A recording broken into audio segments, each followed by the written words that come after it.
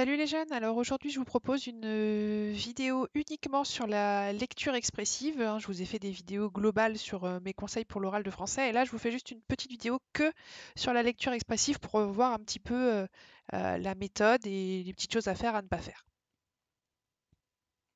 Donc je vous conseille 4 astuces toutes simples à retenir quand vous voulez faire votre lecture au début de votre oral de français. C'est la première chose par laquelle vous commencez. Déjà, première chose, on lit plus lentement parce qu'avec le stress, on a tendance à aller beaucoup plus vite. Pensez à lire beaucoup plus lentement. Et contrairement à ce qu'on pourrait penser, on n'a pas l'air ridicule en parlant plus lentement. Donc pensez à ça, ralentissez. Ensuite, ne lisez pas tout le texte à la même vitesse. C'est important de mettre l'accent sur les bons mots clés au bon endroit. Donc ne lisez pas tout de la même façon. Essayez de mettre de la nuance dans ce que vous allez lire. Troisième astuce, bien sûr, vous mettez le ton. Et notamment si vous lisez du théâtre. Et dites-vous bien que vous ne serez pas ridicule, vous serez plutôt ridicule à pas mettre le ton sur une pièce de théâtre plutôt qu'à le jouer. De toute façon, vous ne surjouerez pas, c'est très rare. Et même si c'était le cas, vous êtes quoi? Devant un correcteur que vous allez voir une fois dans votre vie, vous le reverrez jamais. L'autre personne, à la limite, qui prépare son oral, qui est derrière vous, vous la reverrez jamais non plus. Donc, n'hésitez pas à mettre le ton, c'est important, ça vous fait gagner quand même des points. Et puis, bien sûr, pensez à articuler, d'accord? À prendre le temps d'articuler. Pareil, vous n'avez pas l'air ridicule quand vous articulez plus. Faites-moi confiance, je fais passer beaucoup d'oraux blancs depuis des années. Pensez à articuler, pensez à mettre le ton. Voilà, ces quatre astuces.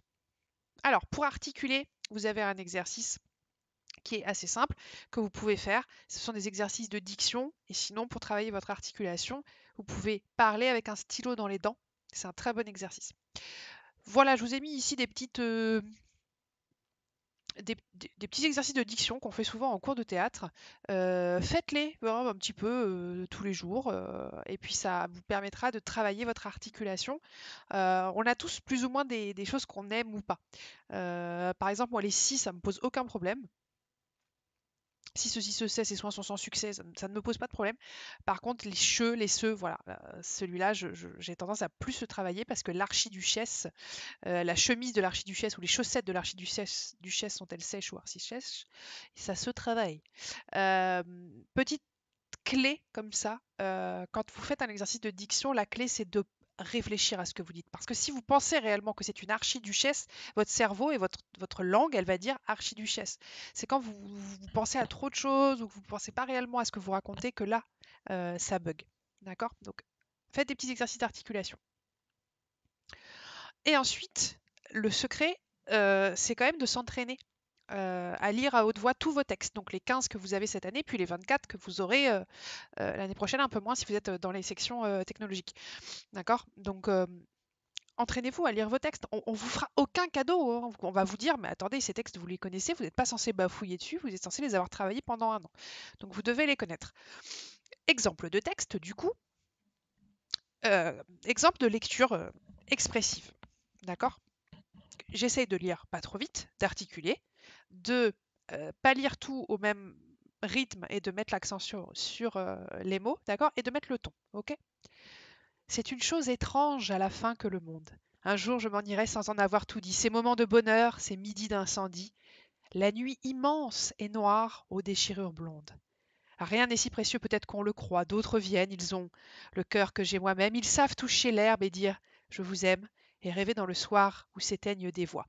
Donc vous voyez, on essaye voilà, de mettre de la nuance, de mettre du rythme, d'appuyer sur des mots. Voilà, il faut vous entraîner à ça. Si vous lisez de la poésie, faites attention à respecter vos alexandrins, à respecter les diérèses s'il y en a, à respecter les e muets et les e qui ne le sont pas dans les alexandrins. Donc ça, c'est pareil, c'est pas le jour de l'examen qu'on va se dire ah bah oui, là il y avait un E muet ou là il y avait une diérèse. C'est en ayant travaillé avant, en amont, en ayant relu ces textes, notamment la veille de l'examen, pour le lire. Si on a du théâtre à lire, souvent les élèves me posent la question qu'est-ce que je fais des didascalies? Eh bien, moi, je vous dirais tout simplement demandez à votre correcteur. En fait, on ne sait pas qui on a en face de soi le jour où on passe un examen. Donc, demandez à votre correcteur. Vous dites excusez-moi, je vais procéder à la lecture. Voulez-vous souhaitez-vous que je lise les didascalies? Oui, il faut les lire, mais souhaitez-vous que je lise les didascalies nominales, d'accord, les noms des personnages?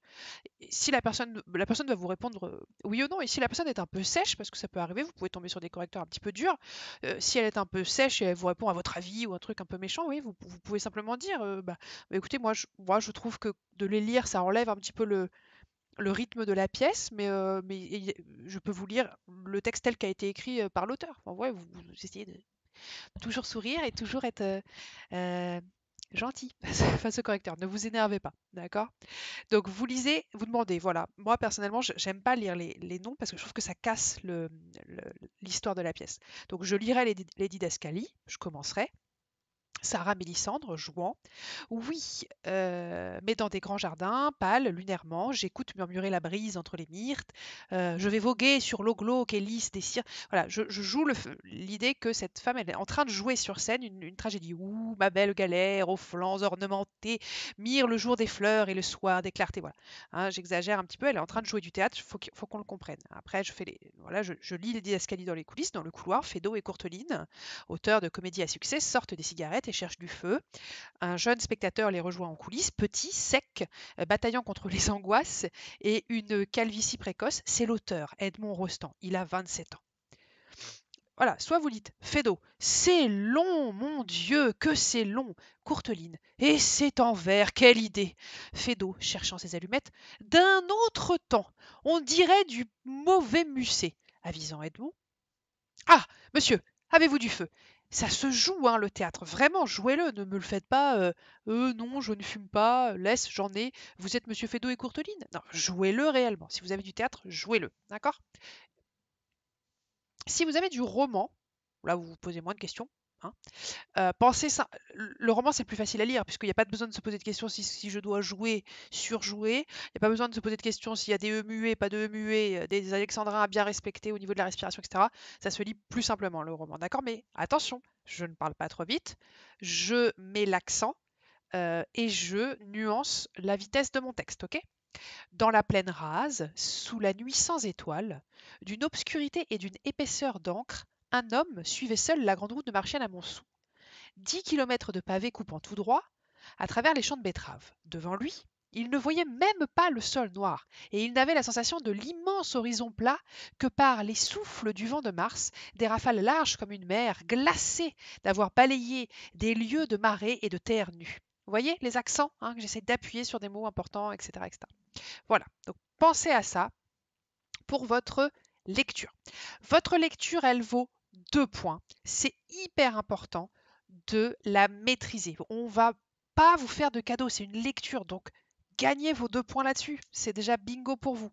Ok? Je vais donc vous laisser maintenant avec l'un des lecteurs, je pense, le plus expressif au monde, Fabrice Lucchini, qui va donc vous montrer ce que ça donne, une vraie lecture expressive. Voilà les loulous, révisez bien votre bac de français, travaillez votre lecture. Je vous ferai d'autres vidéos sur les autres étapes de l'oral et je vous dis à très bientôt. J'ai plus de souvenirs que si j'avais 1000 ans. Un gros meuble à tiroir encombré de bilans, de vers, de billets doux, de procès, de romances, avec de lourds cheveux roulés dans des quittances, cache moins de secrets que mon triste cerveau. C'est une pyramide, un immense caveau qui contient plus de morts que la fosse commune. Je suis un cimetière abhorré de la lune, où comme des regrets se traînent de longs vers qui s'acharnent toujours sur mes morts les plus chers. Je suis un vieux boudoir plein de roses fanées, où gît tout un fouillis de modes surannés, où les pastels plaintifs et les pâles bouchées seuls respirent l'odeur d'un flacon